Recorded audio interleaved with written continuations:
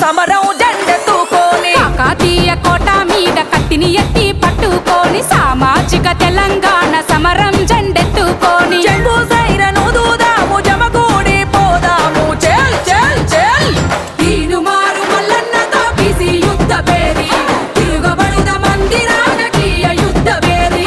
ఓరుగల్లు గడ్డ మీద బీసీ యుద్ధ పేరి పోరుకు సై అంది రాజకీయ యుద్ధ పేరి